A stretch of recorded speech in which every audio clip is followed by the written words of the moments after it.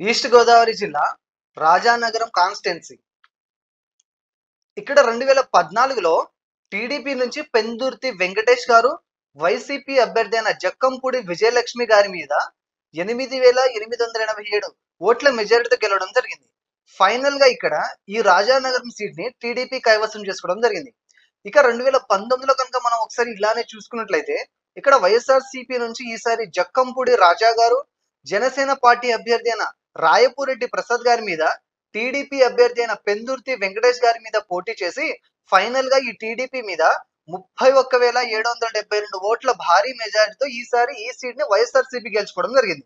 ఇక ఈ 2024లో ప్రస్తుత పరిస్థితిని కనుక మనం చూసుకున్నట్లయితే టీడీపీ, జనసేన, బీజేపీ కూటమి అభ్యర్థిగా జనసేన నుంచి బత్తెల బలరామకృష్ణ గారు పోటీ చేయడం జరుగుతుంది. ఇక వైఎస్ఆర్సీపీ నుంచి ఈసారి కూడా జక్కంపూడి రాజా గారే పోటీ చేయడం జరుగుతుంది. వీరిద్దరి మధ్య జరిగే ఈ హోరాహోరీ పోరులో ఈసారి ఏ అభ్యర్థి గెలుస్తారో తెలుసుకోవాలంటే మనం ఒకసారి 2019లో టీడీపీ, జనసేన, వైసీపీకి పోలైన ఓట్ల సంఖ్యని మనం క్షుణ్ణంగా గమనిస్తే మనకు ఒక అంచనా వస్తుంది.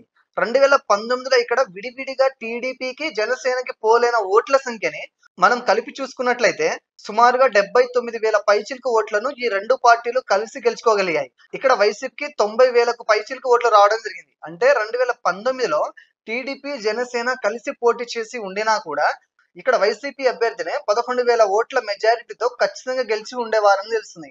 ఇక ఇప్పటి విషయానికి వస్తే ఈసారి ఇక్కడ గెలుపు ఎవరిది అనంటే దీనికి సమాధానంగా ఆ టైంలో ఈ రెండు పార్టీలకు విడివిడిగా పోలైన ఇదే ఓట్ల శాతం ఈసారి కూడా చెక్కు చెదరకుండా అదే విధంగా ఇప్పుడు కూడా రిపీట్ అయితే ఖచ్చితంగా మంచి మెజారిటీతో ఈ రాజానగరం సీట్ ని వైఎస్ఆర్సీపీ అభ్యర్థి గెలుచుకునే అవకాశం ఎక్కువగా ఉంది.